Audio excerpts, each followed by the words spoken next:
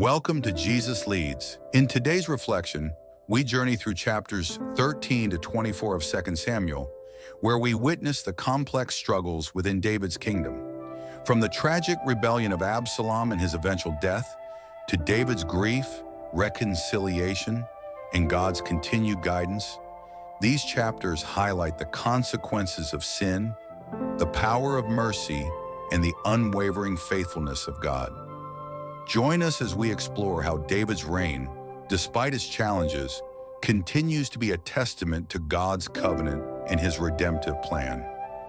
Chapter 13, the tragedy of Amnon and Tamar. In the course of time, Amnon, son of David, fell in love with Tamar, the beautiful sister of Absalom, son of David. Amnon became so obsessed with his sister Tamar that he made himself ill. She was a virgin, and it seemed impossible for him to do anything to her. Now Amnon had an advisor named Jonadab, son of Shimei, David's brother. Jonadab was a very shrewd man. He asked Amnon, "Why do you, the king's son, look so haggard morning after morning? Won't you tell me?" Amnon said to him, "I am in love with Tamar, my brother Absalom's sister." "Go to bed and pretend to be ill," Jonadab said. "When your father comes to see you, say to him, 'I would like my sister Tamar to come and give me something to eat. Let her prepare the food in my sight so I may watch her and then eat it from her hand.'" So Amnon lay down and pretended to be ill.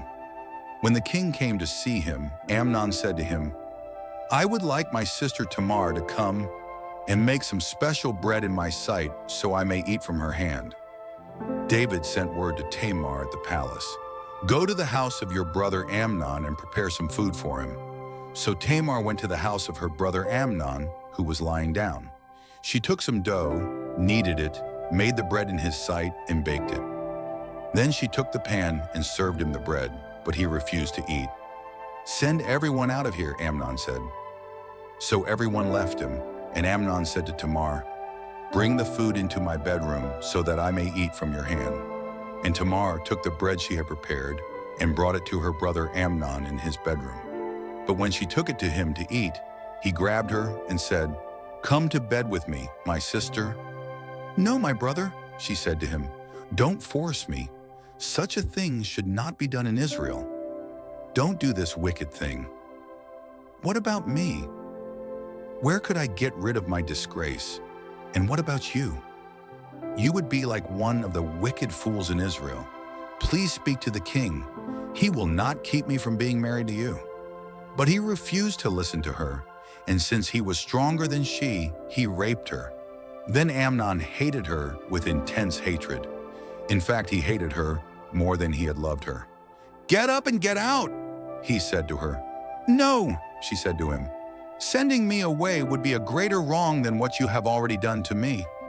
But he refused to listen to her. He called his personal servant and said, "Get this woman out of my sight and bolt the door after her." So his servant put her out and bolted the door after her.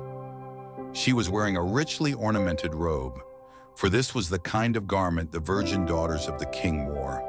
Tamar put ashes on her head and tore the ornamented robe she was wearing. She put her hand on her head and went away, weeping aloud as she went. Her brother Absalom said to her, "Has that man Amnon been with you? Be quiet now, my sister. He is your brother. Don't take this thing to heart." And Tamar lived in her brother Absalom's house, a desolate woman. When King David heard all this, he was furious. And Absalom never said a word to Amnon, either good or bad. He hated Amnon because he had disgraced his sister Tamar. 2 years later, when Absalom's sheep shearers were at Baal Hazor, near Ephraim, he invited all the king's sons to come there. Absalom went to the king and said, "Your servant has had shearers come. Will the king and his attendants please join me?" "No, my son," the king replied. "All of us should not go. We would only be a burden to you." Although Absalom urged him, he still refused to go, but gave him his blessing. Then Absalom said, "If not, please let my brother Amnon come with us." The king asked him, "Why should he go with you?" But Absalom urged him, so he sent with him Amnon and the rest of the king's sons. Absalom ordered his men, "Listen, when Amnon is in high spirits from drinking wine, and I say to you, 'Strike Amnon down,' then kill him. Don't be afraid. Haven't I given you this order? Be strong and brave." So Absalom's men did to Amnon what Absalom had ordered. Then all the king's sons got up, mounted their mules, and fled. While they were on their way, the report came to David, "Absalom has struck down all the king's sons. Not one of them is left." The king stood up, tore his clothes, and lay down on the ground, and all his servants stood by with their clothes torn. But Jonadab, son of Shimei, David's brother, said, "My lord should not think that they have killed all the princes. Only Amnon is dead. This has been Absalom's express intention ever since the day Amnon raped his sister Tamar. My lord the king should not be concerned about the report that all the king's sons are dead. Only Amnon is dead." Meanwhile, Absalom had fled. The man standing watch looked up and saw many people coming down the road on the side of the hill. He went and told the king, "I see men in the direction of Horonaim coming down the side of the hill." David said, "He has fled. It's the king's sons coming down." As soon as Absalom's men had surrounded him, they took him and brought him to the king. Then the king arose and sat in the gate, and all the people were told, "The king is sitting in the gate." They came before him with the report of Absalom's actions. In this chapter, we witness the tragic events surrounding Amnon and Tamar, the daughter of David, and the deep consequences that follow. Amnon's sin against his sister leads to hatred and betrayal within David's family. Tamar is disgraced, and Absalom, her brother, seeks revenge. After 2 years, Absalom orchestrates the murder of Amnon, setting the stage for further division and conflict within the royal family. This chapter highlights the destructive power of sin, vengeance, and the brokenness in David's household, with devastating consequences for all involved. Chapter 14, Absalom's return to Jerusalem. Joab, son of Zeruiah, knew that the king's heart longed for Absalom, so Joab sent to Tekoa and had a wise woman brought from there. He said to her, "Pretend you are in mourning. Dress in mourning clothes and don't put on ointment. Act like a woman who has spent many days grieving for the dead. Then go to the king and speak these words to him." And Joab put the words in her mouth. When the woman from Tekoa went to the king, she fell with her face to the ground to pay him honor. And she said, "Help me, your majesty." The king asked her, "What is troubling you?" She said, "I am a widow. My husband is dead. I, your servant, had 2 sons. They got into a fight with each other in the field, and no one was there to separate them. One struck the other and killed him. Now the whole clan has risen up against your servant and said, 'Hand over the one who struck his brother down, so that we may put him to death for the life of his brother whom he killed.' Then they would kill the heir as well. They would put out the only burning coal I have left, leaving my husband neither name nor descendant on the face of the earth." The king said to the woman, "Go home, and I will issue an order in your behalf." But the woman from Tekoa said to him, "Let my lord the king pardon me and my family, and let the king and his throne be without guilt." The king replied, "If anyone says anything to you, bring them to me, and they will not bother you again."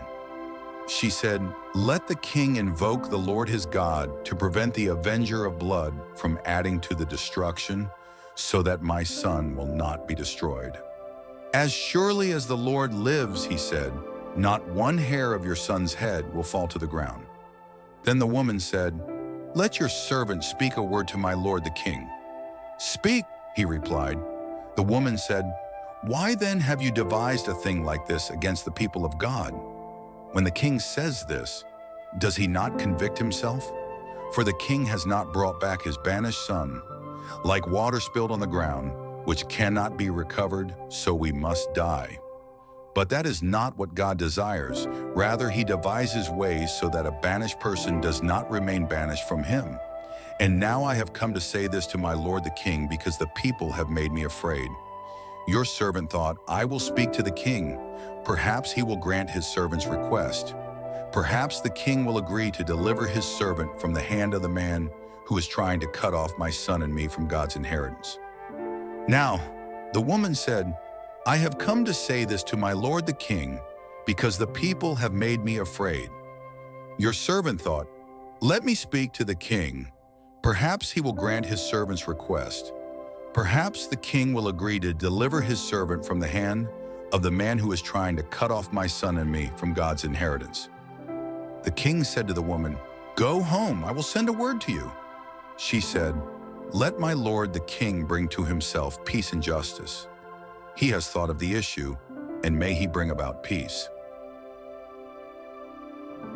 In this chapter, Joab uses a clever strategy to bring Absalom back to Jerusalem by using a widow from Tekoa to speak to King David. She tells the king a parable that mirrors Absalom's situation, encouraging him to reconcile with his son. David is moved by her words and decides to bring Absalom back, although he is not yet ready to restore him to his full position. The chapter highlights the complex dynamics of forgiveness, justice, and the desire for reconciliation within a broken family. It reveals David's internal struggle with his son's rebellion, but also his desire to restore peace and order in his household. The consequences of past actions, however, still loom over the king's decisions. Chapter 15, Absalom's conspiracy.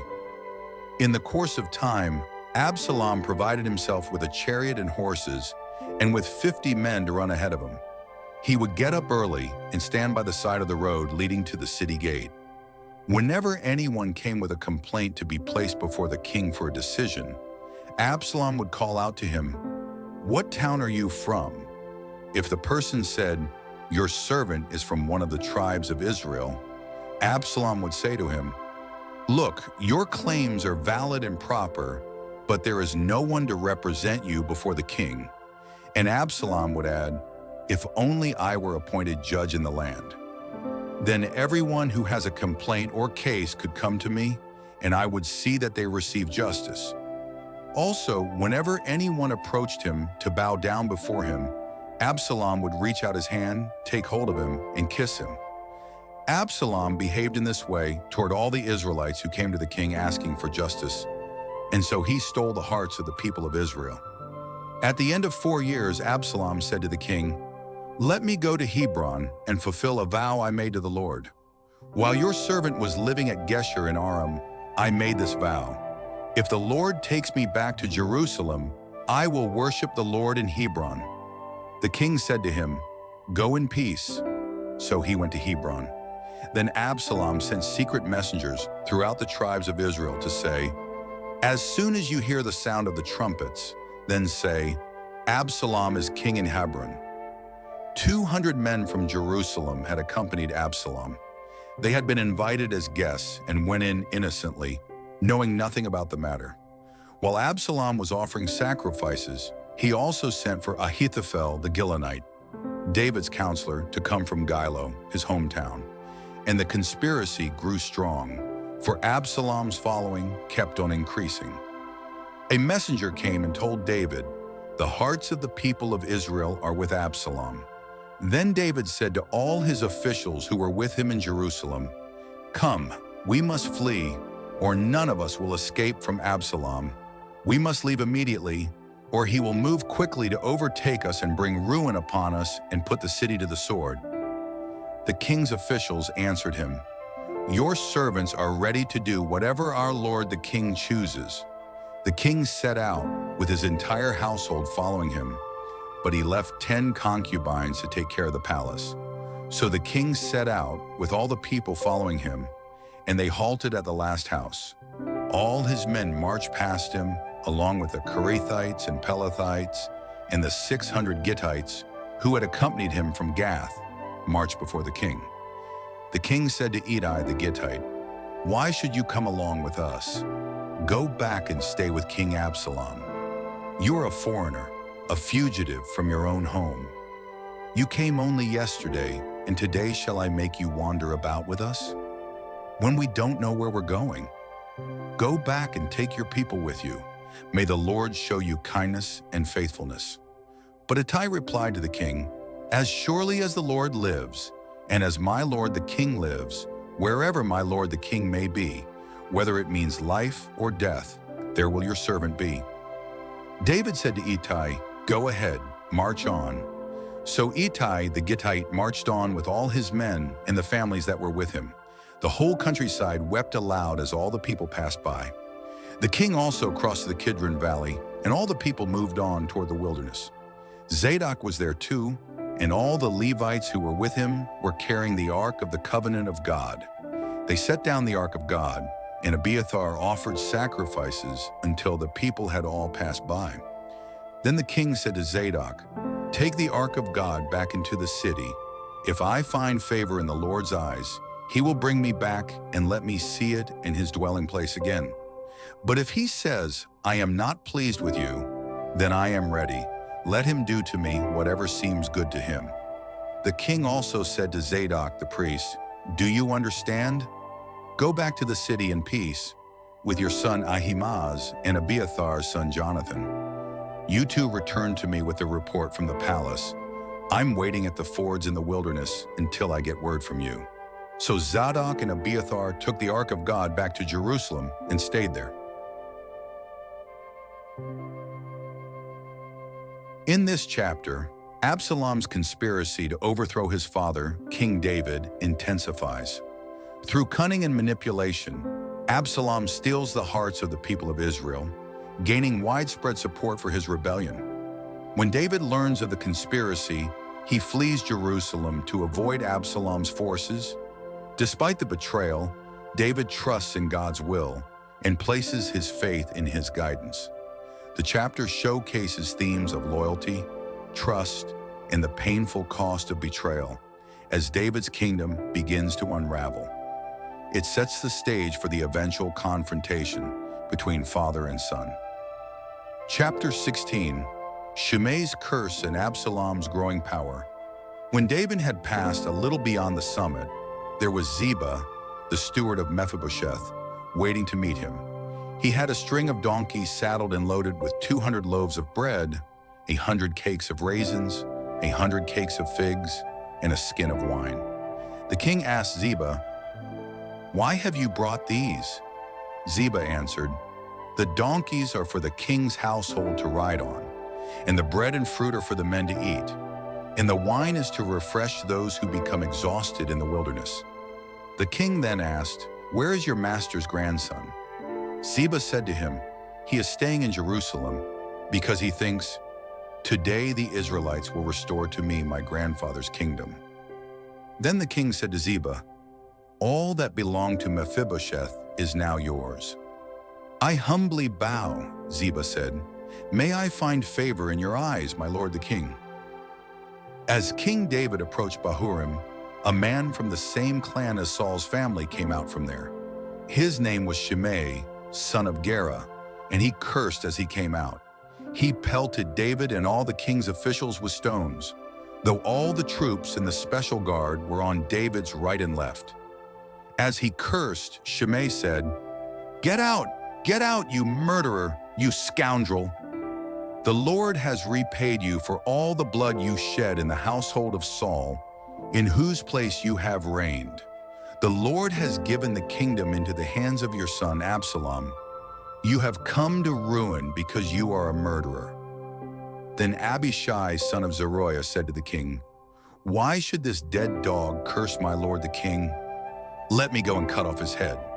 But the king said, "What does this have to do with you, you sons of Zeruiah? If he is cursing because the Lord said to him, 'Curse David,' who can ask, 'Why do you do this?'" David then said to Abishai and all his officials, "My son, my own flesh and blood, is trying to kill me. How much more then, this Benjamite? Leave him alone.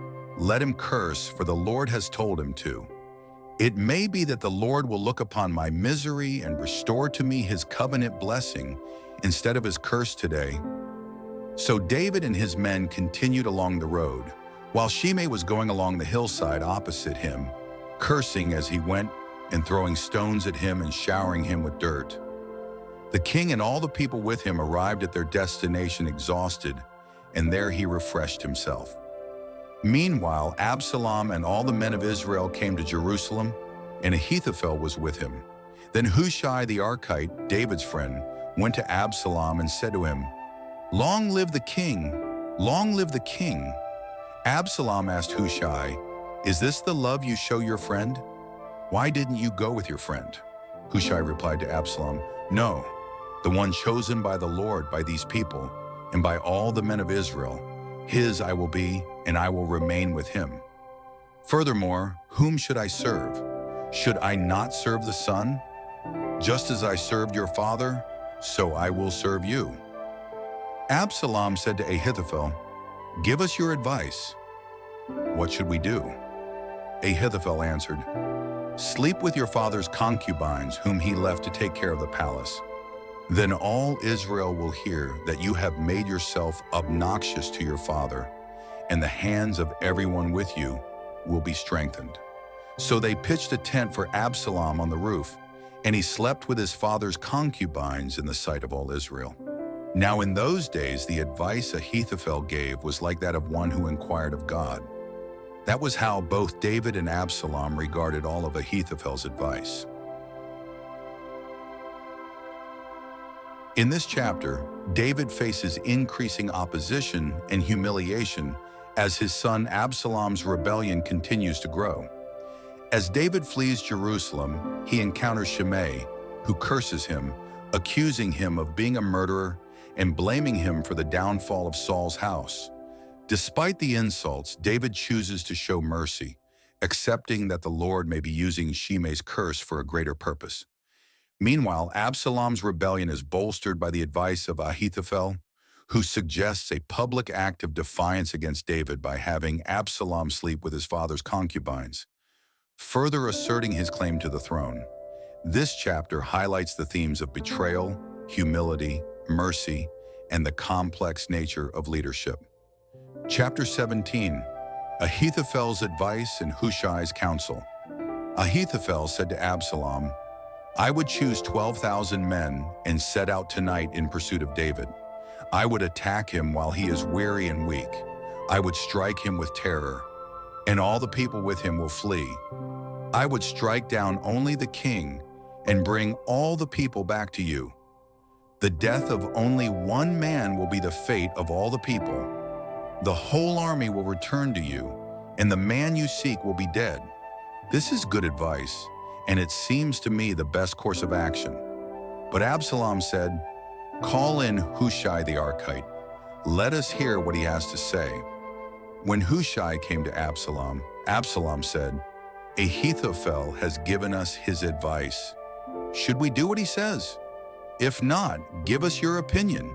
Hushai replied to Absalom, "The advice Ahithophel has given is not good this time. You know your father and his men.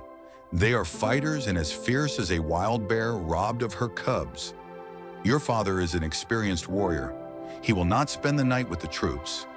Even now he is hidden in a cave or some other place. If he should attack your troops first, whoever hears about it will say, 'There has been a slaughter among the troops who follow Absalom.' Then even the bravest soldier, whose heart is like the heart of a lion, will melt with fear. For all Israel knows that your father is a fighter and that those with him are brave.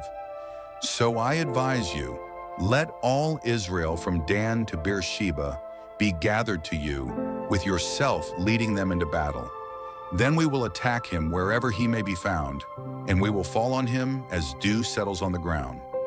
Neither he nor any of his men will be left alive. If he withdraws into a city, then all Israel will bring ropes to that city, and we will drag it down to the valley until not one stone is left." Absalom and all the men of Israel said, "The advice of Hushai the Archite is better than that of Ahithophel." For the Lord had determined to frustrate the good advice of Ahithophel in order to bring disaster upon Absalom. So Hushai's advice was followed, and Absalom ordered that the preparations for battle be made accordingly. Meanwhile, Hushai sent word to the priests Zadok and Abiathar. He said, "Give this message to David. Do not spend the night at the fords in the wilderness. Cross over without delay, or the king and all the people with him will be swallowed up." Jonathan and Ahimaaz were standing at En-rogel, and a servant girl was to go and tell them the news. They were to go and tell King David, for they could not risk being seen entering the city. But a boy saw them and told Absalom. So they left quickly and went to the house of a man in Bahurim. They entered his house, and the man's well was in his courtyard, and they climbed down into it. The woman took a covering and spread it out over the mouth of the well and scattered grain on it. No one knew anything about it. When Absalom's men came to the woman at the house, they asked, "Where are Ahimaaz and Jonathan?" The woman answered them, "They have crossed over the brook." They searched but found no one, so they returned to Jerusalem. After they had gone, the two men climbed out of the well and went to David. They told him, "Cross over the river at once, for Ahithophel has advised such and such against you." So David and all the people with him crossed the Jordan. By daybreak, no one was left who had not crossed the Jordan. When Ahithophel saw that his advice had not been followed, he saddled his donkey and set out for his house in his hometown. He put his house in order and then hanged himself. So he died and was buried in his father's tomb. David went to Mahanaim, and Absalom crossed the Jordan with all the men of Israel. Absalom had appointed Amasa over the army in place of Joab. Amasa was the son of a man named Ithra, an Ishmaelite who had married Abigail, the daughter of Nahash and sister of Zeruiah, the mother of Joab. The Israelites and Absalom camped in the land of Gilead. In this chapter, Absalom seeks counsel on how to best pursue and defeat his father David. Ahithophel, a former advisor to David, recommends attacking David immediately while he is vulnerable, but Hushai, who remains loyal to David, provides a counter plan, advising Absalom to gather all of Israel for a larger battle. Absalom chooses to follow Hushai's advice, unaware that God is orchestrating events to frustrate the plans of Ahithophel. Meanwhile, David receives the warning and crosses the Jordan with his men to safety. The chapter ends with Ahithophel's tragic suicide after his advice is rejected, underscoring the devastating consequences of betrayal. The narrative highlights themes of loyalty, divine intervention, and the cost of rebellion. Chapter 18, The Battle of Ephraim. Wood and Absalom's death. David mustered the men who were with him and appointed over them commanders of thousands and commanders of hundreds. David sent out the troops, 1/3 under the command of Joab, 1/3 under the command of Abishai, son of Zeruiah, Joab's brother, and 1/3 under the command of Ittai the Gittite. The king said to the men, "I myself will surely march out with you." But the men said, "You must not go out. If we are forced to flee, they won't care about us. Even if half of us die, they won't care. But you are worth 10,000 of us. It is better that you be ready to help us from the city." The king answered, "I will do whatever seems best to you." So the king stood beside the gate while all his men marched out in units of hundreds and of thousands. The king commanded Joab, Abishai, and Ittai, "Be gentle with the young man Absalom for my sake." And all the troops heard the king giving orders concerning Absalom to each of the commanders. The army marched into the field to fight Israel, and the battle took place in the forest of Ephraim. There the army of Israel was defeated by David's men, and the casualties that day were great, 20,000 men. The battle spread out over the whole countryside, and the forest claimed more lives that day than the sword. Now Absalom happened to meet David's men. He was riding his mule, and as the mule went under the thick branches of a large oak, Absalom's hair got caught in the tree. He was left hanging in midair, while the mule he was riding kept on going. When one of the men saw this, he told Joab, "I've just seen Absalom hanging in an oak tree." Joab said to the man who had told him this, "What? You saw him? Why didn't you strike him to the ground right there? Then I would have had to give you 10 shekels of silver and a warrior's belt." But the man replied, "Even if 1,000 shekels were weighed out from my hands, I would not lay a hand on the king's son.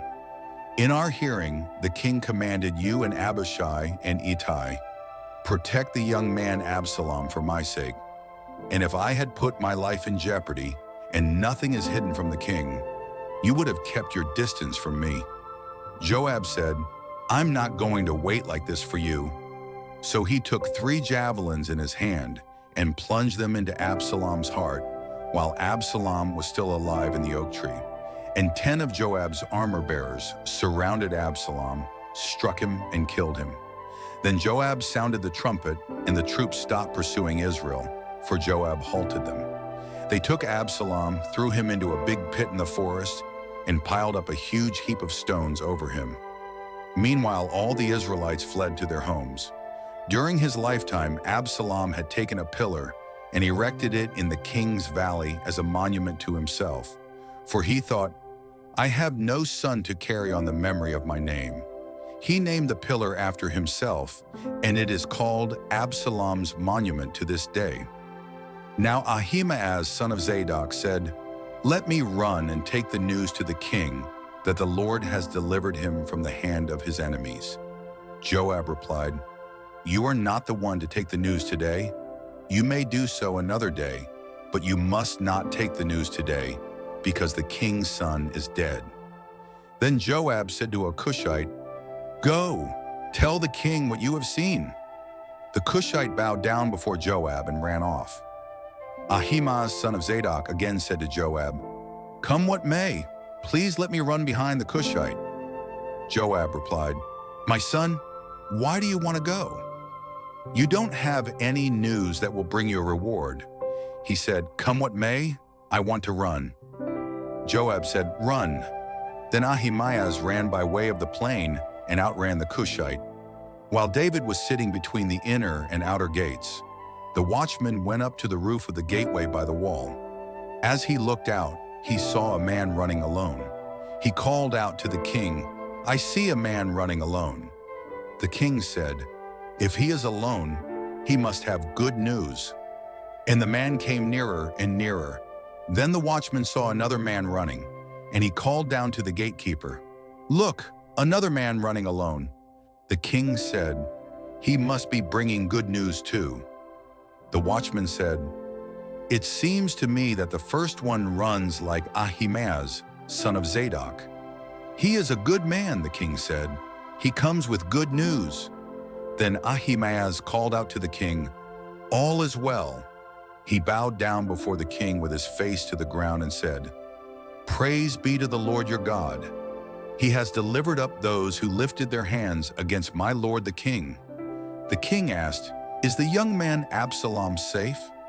Ahimaaz answered, "I saw great confusion just as Joab was about to send the king's servant and me, your servant, but I don't know what it was." The king said, "Stand aside and wait here." So he stepped aside and stood there. Then the Cushite arrived and said, "My lord the king, hear the good news. The Lord has delivered you today from all who rose up against you." The king asked the Cushite, "Is the young man Absalom safe?" The Cushite replied, "May the enemies of my lord the king and all who rise up to harm you be like that young man." The king was shaken. He went up to the room over the gateway and wept. As he went, he said, "Oh, my son Absalom, my son Absalom. If only I had died instead of you. Oh, Absalom, my son, my son." In this chapter, the battle between David's forces and Absalom's army results in a decisive victory for David, but it comes at a great personal cost. Absalom, caught by his hair in an oak tree, is killed by Joab, despite David's earlier command to protect him. David is devastated by the news of his son's death, mourning deeply for Absalom. This chapter highlights the consequences of rebellion and the heartbreaking nature of fatherly love. David's grief underscores the deep personal losses that come with leadership and the difficult path of reconciliation. It serves as a reminder of the human cost of conflict, even within a family. Chapter 19. David's return to Jerusalem. Joab was told, "The king is weeping and mourning for Absalom." And for the whole army, the victory that day was turned into mourning, because on that day the troops heard it said, "The king is grieving for his son." The men stole into the city that day as men steal in, who are ashamed when they flee from battle. The king covered his face and cried aloud, "Oh, my son Absalom! Oh, Absalom! My son, my son!" Joab went into the house to the king and said, "Today you have humiliated all your men who have just saved your life and the lives of your sons and daughters, and the lives of your wives and concubines. You love those who hate you and hate those who love you. You have made it clear today that the commanders and their men mean nothing to you. I see that you would be pleased if Absalom were alive today and all of us were dead. Now go out and encourage your men. I swear by the Lord that if you don't go out, not a man will be left with you by nightfall. This will be worse for you than all the calamities that have come on you from your youth till now." The king got up and took his seat in the gateway. When the men were told, "The king is sitting in the gateway," they all came before him. Meanwhile, the Israelites had fled to their homes. Throughout the tribes of Israel, all the people were arguing among themselves, saying, "The king delivered us from the hand of our enemies. He is the one who rescued us from the hand of the Philistines. But now he has fled the country because of Absalom, and Absalom, whom we anointed king over us, has died in battle. So why do you say nothing about bringing the king back?" King David sent this message to Zadok and Abiathar the priests. "Ask the elders of Judah, why should you be the last to bring the king back to his palace?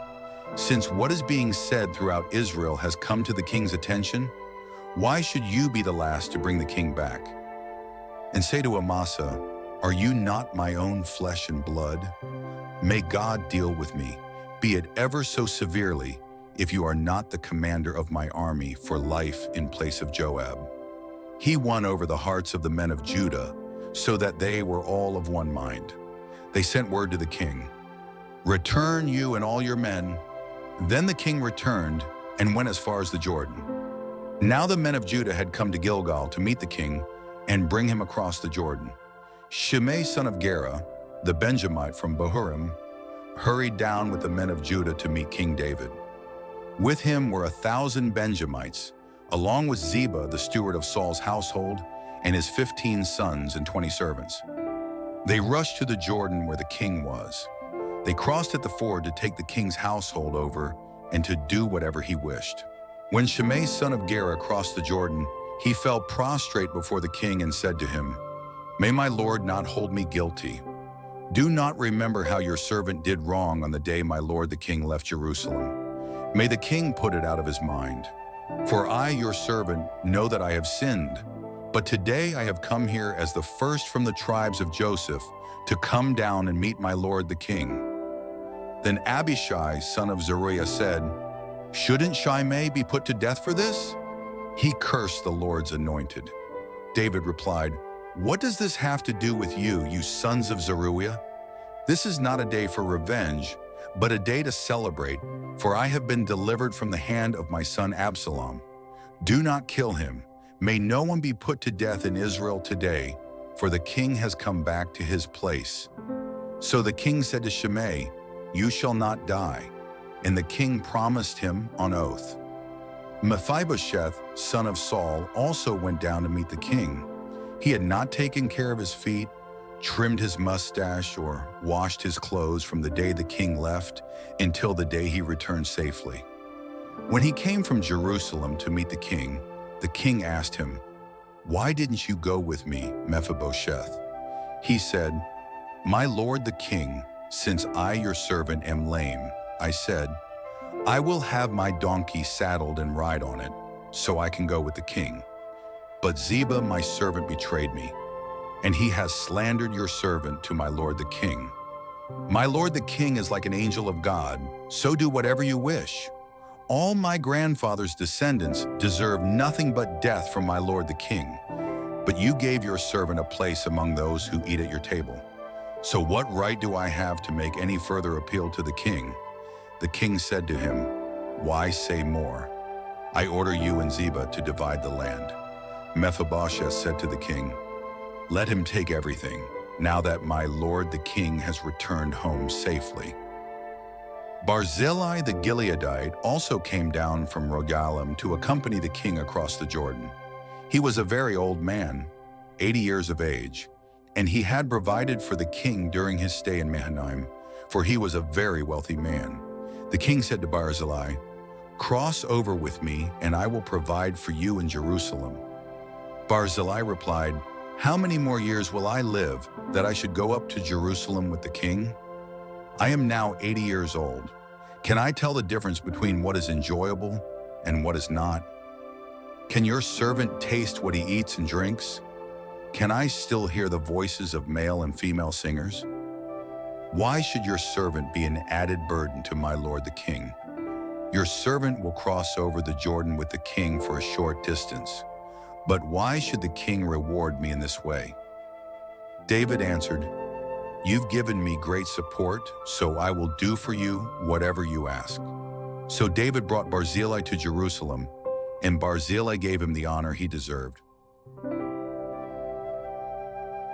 In this chapter, David returns to Jerusalem after the rebellion of Absalom is quelled. His arrival is marked by acts of reconciliation, as various individuals, including Shimei and Mephibosheth, seek forgiveness and restoration. Shimei, who had cursed David, is spared by the king's mercy, while David restores the lands of Saul's household to Mephibosheth. David also honors Barzillai, an elderly man who had supported him during his time in exile, offering him a place in Jerusalem. This chapter emphasizes themes of grace, forgiveness, and the importance of loyalty and reconciliation, as David seeks to heal the wounds caused by the rebellion and reaffirm his leadership in Israel. Chapter 20. Sheba's rebellion and the siege of Abel, Beth Makkah. Now a troublemaker named Sheba, son of Bichri, a Benjamite, happened to be there. He sounded the trumpet and shouted, "We have no share in David, no part in Jesse's son, every man to his tent, Israel." So all the men of Israel deserted David to follow Sheba, son of Bichri. But the men of Judah remained loyal to their king, steadfastly following David from the Jordan all the way to Jerusalem. When David returned to his palace in Jerusalem, he took the 10 concubines he had left to take care of the palace and put them in a house under guard. He provided for them but did not sleep with them. They were kept in confinement until the day of their death, living as widows. Then the king said to Amasa, "Summon the men of Judah to come to me within 3 days, and be here yourself." Amasa went to summon Judah, but he took longer than the time the king had set for him. David said to Abishai, "Now Sheba, son of Bichri, will do us more harm than Absalom did. Take your master's men and pursue him, or he will find fortified cities and escape from us." So Joab's men and the Kerethites and Pelethites and all the mighty warriors went out under the command of Abishai. They marched on the way to pursue Sheba, son of Bichri. While they were at the great rock in Gibeon, Amasa came to meet them. Joab was wearing his military tunic, and as he stepped forward, it was fastened with a belt around his waist, with a dagger in its sheath. As he stepped forward, it dropped out of its sheath. Joab said to Amasa, "How are you, my brother?" Then Joab took Amasa by the beard with his right hand to kiss him. Amasa did not notice the dagger in Joab's hand, and Joab plunged it into his belly, and his intestines spilled out on the ground. Without being stabbed again, Amasa died. Then Joab and his brother Abishai pursued Sheba, son of Bichri. One of Joab's men stood beside Amasa and said, "Whoever favors Joab and whoever is for David, follow Joab." But Amasa lay wallowing in his blood in the middle of the road, and the men saw that all the troops stopped. When they saw that all the men stopped, they halted Amasa's body from being dragged off the road and threw a garment over him. After Amasa's body was removed from the road, everyone went on with Joab to pursue Sheba, son of Bichri. Sheba passed through all the tribes of Israel to Abel-Beth-Maachah and through the entire region of the Bichrites, who gathered together and followed him. All the troops with Joab came and besieged Abel-Beth-Maachah. They built a siege ramp up to the city, and it stood against the outer fortifications. While they were battering the wall to bring it down, a wise woman called from the city, "Listen, listen, tell Joab to come here so I can speak to him." He went toward her, and when she said, "Are you Joab?" he replied, "I am." She said, "Listen to what your servant has to say." "Speak," he answered. She continued, "Long ago they used to say, 'Get your answers at Abel,' and that settled it. We are the peaceful and faithful in Israel. You are trying to destroy a city that is a mother in Israel. Why do you want to swallow up the Lord's inheritance?" Joab replied, "Far be it from me. Far be it from me to swallow up or destroy. That is not the case. A man named Sheba, son of Bichri, from the hill country of Ephraim, has lifted up his hand against the king, against David. Such a thing is not to be done. Hand over this one man, and I will withdraw from the city." The woman said to Joab, "His head will be thrown to you from the wall." Then the woman went to all the people with her wise advice, and they cut off the head of Sheba, son of Bichri, and threw it to Joab. So he sounded the trumpet, and his men dispersed from the city, each returning to his home. And Joab went back to the king in Jerusalem. In this chapter, the rebellion of Sheba, son of Bichri, leads to a military pursuit by David's forces. Joab, still deeply loyal to David, takes charge and ultimately kills Amasa, who had been appointed by David as the commander. After a siege on the city of Abel-Beth-Maachah, where Sheba had sought refuge, a wise woman negotiates with Joab and secures Sheba's death, thus ending the rebellion. This chapter underscores the complexities of leadership, loyalty, and the harsh measures sometimes required to maintain control over a kingdom in turmoil. It also highlights the role of wisdom and diplomacy in resolving conflicts, even in the face of military action. Chapter 21, the Gibeonite revenge and David's victories. During the reign of David, there was a famine for 3 successive years. So David sought the face of the Lord. The Lord said, "It is on account of Saul and his blood-stained house. It is because he put the Gibeonites to death." The king summoned the Gibeonites and spoke to them. Now the Gibeonites were not a part of Israel, but were survivors of the Amorites. The Israelites had sworn to spare them, but Saul had tried to kill them in his zeal for Israel and Judah. David asked the Gibeonites, "What shall I do for you? How shall I make atonement so that you will bless the Lord's inheritance?" The Gibeonites answered him, "We have no right to demand silver or gold from Saul or his family, nor do we have the right to put anyone in Israel to death." "What do you want me to do for you?" David asked. They answered the king, "As for the man who destroyed us and plotted against us, so that we have been decimated and have no place anywhere in Israel, let 7 of his male descendants be given to us to be killed, and their bodies exposed before the Lord at Gibeah of Saul, the Lord's chosen one." So the king said, "I will give them to you." The king spared Mephibosheth, son of Jonathan, the son of Saul, because of the oath before the Lord between David and Jonathan, son of Saul.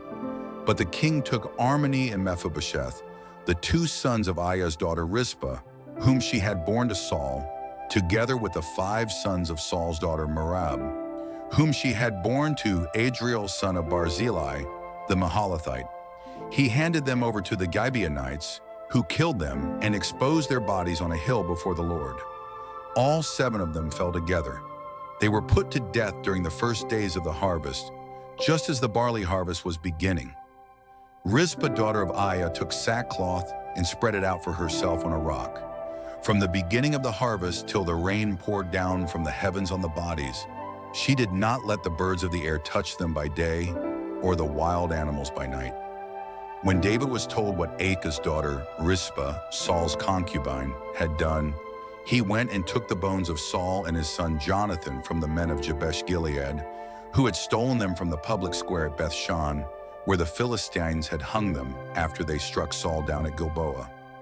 David brought the bones of Saul and his son Jonathan from there, and the bones of those who had been killed and exposed were gathered up. They buried the bones of Saul and his son Jonathan in the tomb of Saul's father Kish at Zelah in Benjamin, and did everything the king commanded. After that, God answered prayer in behalf of the land. Once again, there was a battle between the Philistines and Israel. David went down with his men to fight against the Philistines, and he became exhausted. And Ishbi-Benob, one of the descendants of Rapha, whose bronze spearhead weighed 300 shekels, and who was armed with a new sword, said he would kill David.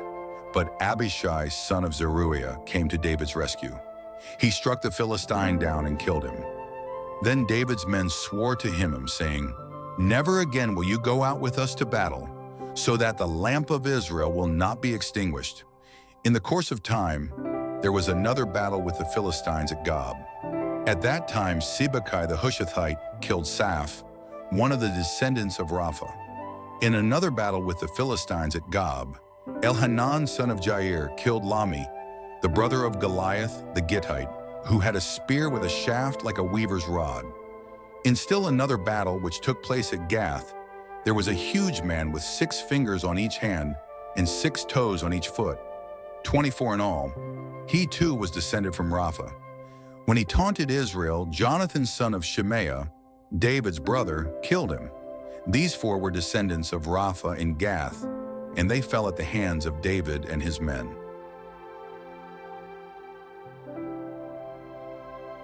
In this chapter, David seeks to atone for Saul's sins against the Gibeonites, who were wronged by Saul's unjust actions. To make amends, David hands over 7 of Saul's descendants to the Gibeonites, where they are executed. Meanwhile, Rizpah, the mother of 2 of the executed men, guards their bodies in mourning until David takes action. The chapter also recounts several battles against the Philistines, where David, though growing older, is protected and aided by his men, including Abishai and Jonathan. The chapter concludes with the defeat of more giants descended from the ancient Rapha, further emphasizing God's favor and the ongoing strength of David's warriors. The chapter underscores the importance of justice, atonement, and the enduring legacy of David's leadership. Chapter 22. David's Song of Praise.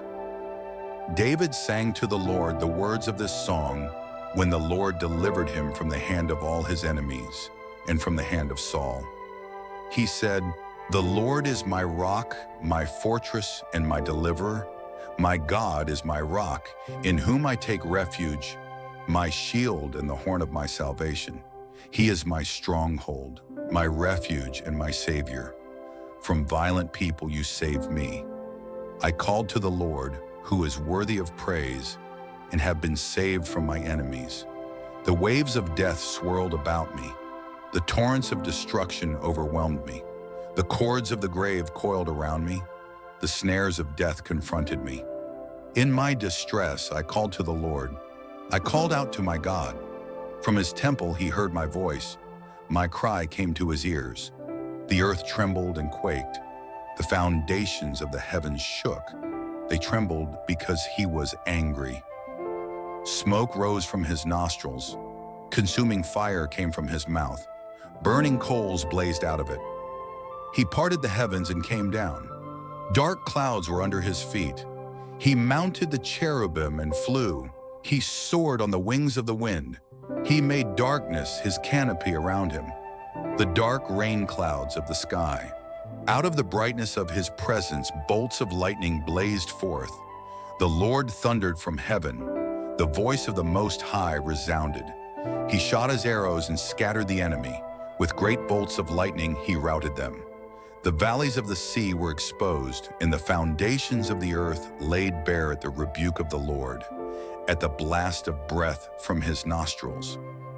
He reached down from on high and took hold of me.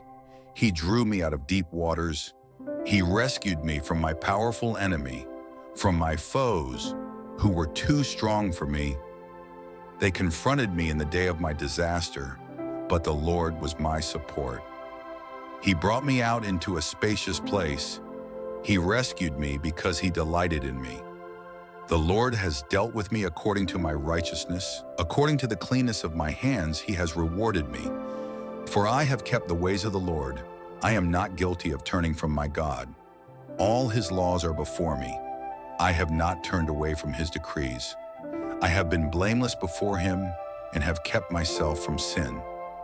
The Lord has rewarded me according to my righteousness, according to my cleanness in his sight. To the faithful you show yourself faithful. To the blameless you show yourself blameless. To the pure you show yourself pure. But to the devious you show yourself shrewd. You save the humble, but your eyes are on the haughty to bring them low. You are my lamp, O Lord. The Lord turns my darkness into light. With your help, I can advance against a troop. With my God, I can scale a wall. As for God, his way is perfect. The Lord's word is flawless. He shields all who take refuge in him. For who is God besides the Lord? And who is the rock except our God? It is God who arms me with strength and keeps my way secure. He makes my feet like the feet of a deer. He causes me to stand on the heights. He trains my hands for battle. My arms can bend a bow of bronze. You make your saving help my shield. Your help has made me great. You provide a broad path for my feet so that my ankles do not give way. I pursued my enemies and crushed them. I did not turn back till they were destroyed. I crushed them completely, and they could not rise. They fell beneath my feet. You armed me with strength for battle. You humbled my adversaries before me. You made my enemies turn their backs in flight, and I destroyed my foes. They cried for help, but there was no one to save them. To the Lord, but he did not answer. I beat them as fine as the dust of the earth. I pounded and trampled them like mud in the streets. You have delivered me from the attacks of my people. You have preserved me as the head of nations. People I did not know now serve me. Foreigners cower before me. As soon as they hear of me, they obey me. They all lose heart. They come trembling from their strongholds. The Lord lives, praise be to my rock. Exalted be my God, the rock, my Savior. He is the God who avenges me, who puts the nations under me, who sets me free from my enemies. You exalted me above my foes. From a violent man you rescued me. Therefore I will praise you, Lord, among the nations. I will sing the praises of your name. He gives his king great victories. He shows unfailing kindness to his anointed, to David and his descendants forever. In this chapter, David sings a powerful song of praise to God for delivering him from his enemies and providing strength in times of trouble. He recalls how the Lord has been his rock, refuge, and protector, delivering him from the hands of those who sought to harm him. David acknowledges God's justice and faithfulness, recognizing that his victories are the result of God's help. The song celebrates the character of God, faithful to the faithful, pure to the pure, and just to the unjust. David's reflection on his experiences serves as a reminder of the importance of trusting in God's power and righteousness. And the chapter concludes with David praising God for his covenant with him and his descendants. Chapter 23, David's last words and his mighty men. These are the last words of David, the inspired utterance of David, son of Jesse, the utterance of the man exalted by the Most High, the man anointed by the God of Jacob, the hero of Israel's songs. The Spirit of the Lord spoke through me. His word was on my tongue. The God of Israel said, the Rock of Israel spoke to me. When one rules over people in righteousness, when he rules in the fear of God, he is like the light of the morning at sunrise on a cloudless morning, like the brightness after rain that brings grass from the earth. If my house were not right with God, surely he would not have made with me an everlasting covenant, arranged and secured in every part. Surely he would not bring to fruition my salvation and grant me my every desire. But evil men are all to be cast aside like thorns, which are not gathered with the hand. Whoever touches thorns uses a tool of iron or the shaft of a spear. They are burned up where they lie. These are the names of David's mighty warriors. Josheb-Basshebeth, a Gibeonite, was chief of the three. He raised his spear against 800 men, whom he killed in one encounter. Next to him was Eleazar, son of Dodai, the Ahohite. As one of the three mighty warriors, he was with David when they taunted the Philistines gathered at Pas Damim for battle. Then the Israelites retreated, but Eleazar stood his ground and struck down the Philistines till his hand grew tired and froze to the sword. The Lord brought about a great victory that day. The troops returned to Eleazar, but only to strip the dead. Next to him was Shimei, son of Agi the Hararite. When the Philistines banded together at a place where there was a field full of lentils, Israel's troops fled from them. But Shimei took his stand in the middle of the field. He defended it and struck the Philistines down, and the Lord brought about a great victory. During harvest time, 3 of the 30 chief warriors came down to David at the cave of Adullam, while a band of Philistines was encamped in the valley of Rephaim. At that time David was in the stronghold, and the Philistine garrison was at Bethlehem. David longed for water and said, "Oh, that someone would get me a drink of water from the well near the gate of Bethlehem." So the 3 mighty warriors broke through the Philistine lines, drew water from the well near the gate of Bethlehem, and carried it back to David. But he refused to drink it. Instead, he poured it out before the Lord. "Far be it from me, Lord, to do this," he said. "Is it not the blood of men who went at the risk of their lives?" And David would not drink it. Such were the exploits of the 3 mighty warriors. Abishai, the brother of Joab, son of Zeruiah, was chief of the 30. He raised his spear against 300 men, whom he killed, and so he became as famous as the 3. Was he not held in greater honor than the 3? He became their commander, even though he was not included among them. Benaiah, son of Jehoiada, was a valiant fighter from Kabzeel, who performed great exploits. He struck down 2 of Moab's best men. He also went down into a pit on a snowy day and killed a lion, and he struck down a huge Egyptian. Although the Egyptian had a spear in his hand, Benaiah went against him with a club. He snatched the spear from the Egyptian's hand and killed him with his own spear. Such were the exploits of Benaiah, son of Jehoiada. He too was as famous as the 3 mighty warriors. He was held in greater honor than any of the 30, but he was not included among the 3. And David put him in charge of his bodyguard.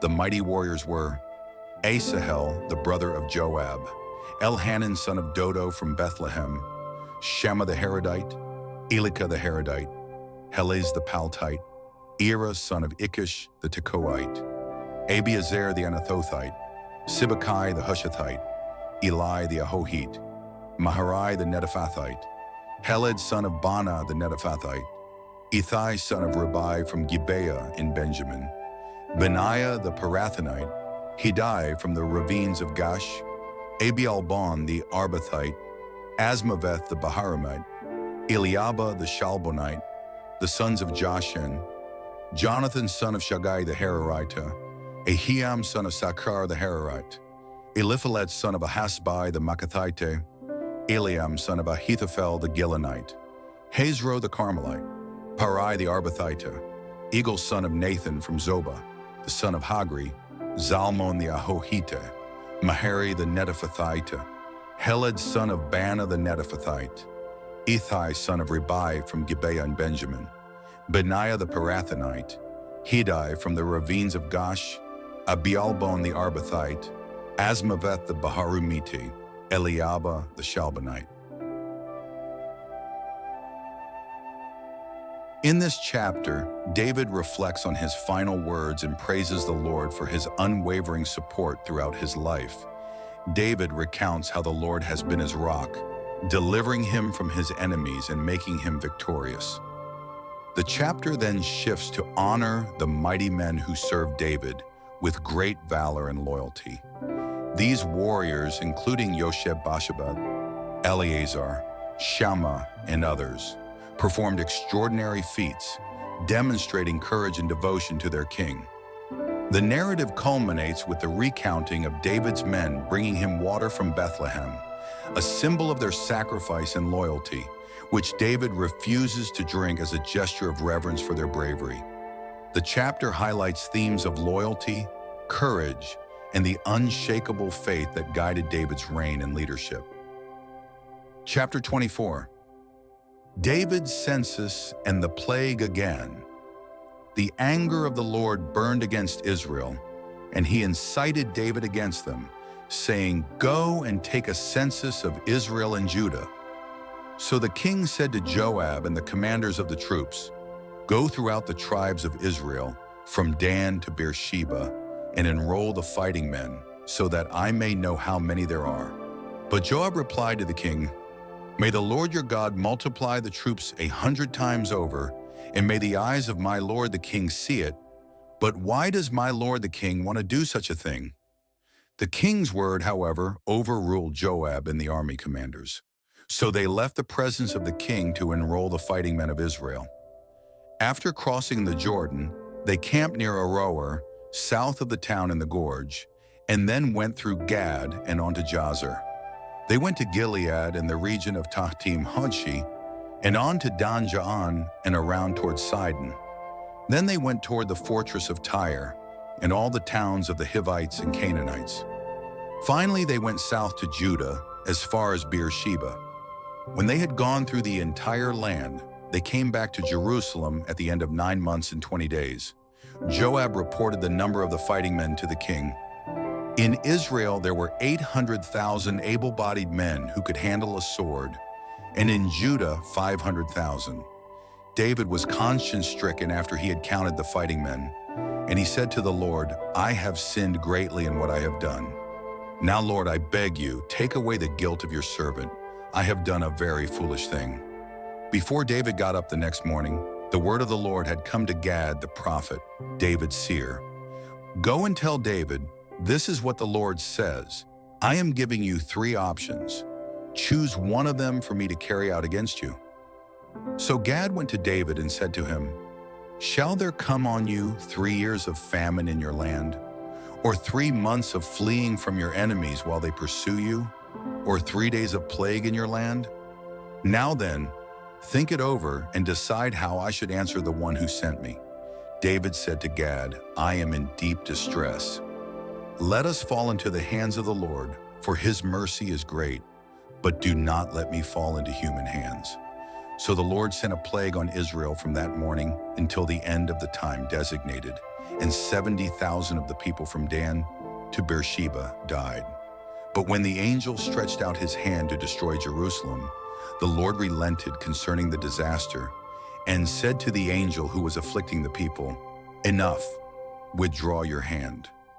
The angel of the Lord was then at the threshing floor of Araunah the Jebusite. When David saw the angel who was striking down the people, he said to the Lord, "I have sinned. I, the shepherd, have done wrong. These are but sheep. What have they done? Let your hand fall on me and my family." On that day, Gad went to David and said to him, "Go up and build an altar to the Lord on the threshing floor of Araunah the Jebusite." So David went up, as the Lord had commanded through Gad. When Araunah looked and saw the king and his men coming toward him, he went out and bowed down before the king with his face to the ground. Araunah said, "Why has my lord the king come to his servant?" David answered, "To buy your threshing floor so I can build an altar to the Lord, that the plague on the people may be stopped." Araunah said to David, "Let my lord the king take whatever he wishes and offer it up." Here are oxen for the burnt offerings, and here are the threshing sledges and ox yokes for the wood. Your Majesty, Araunah gives all this to the king. David answered, No, I insist on paying you for it. I will not sacrifice to the Lord my God burnt offerings that cost me nothing. So David bought the threshing floor and the oxen and paid 50 shekels of silver for them. David built an altar to the Lord there and sacrificed burnt offerings and fellowship offerings. Then the Lord answered his prayer in behalf of the land, and the plague on Israel was stopped.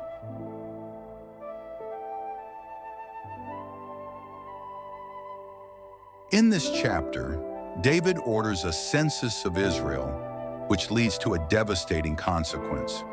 God is displeased with David's action and offers him 3 choices of punishment: 3 years of famine, 3 months of fleeing from enemies, or 3 days of plague. David chooses the plague, and as a result, 70,000 people die. However, when the angel is about to destroy Jerusalem, God relents and commands the angel to stop. David, filled with remorse, buys the threshing floor of Araunah to build an altar and offer sacrifices. God hears David's prayers, and the plague is stopped. This chapter emphasizes the consequences of disobedience, the importance of repentance, and the mercy of God. Thank you for joining us as we explored the powerful lessons from chapters 13 to 24 of 2 Samuel. Through rebellion, grief, and God's continued faithfulness, we see how his plan for David and his kingdom unfolds. If this message touched you, don't forget to like, subscribe, and share. Stay connected with Jesus Leads for more insights and reflections. God bless.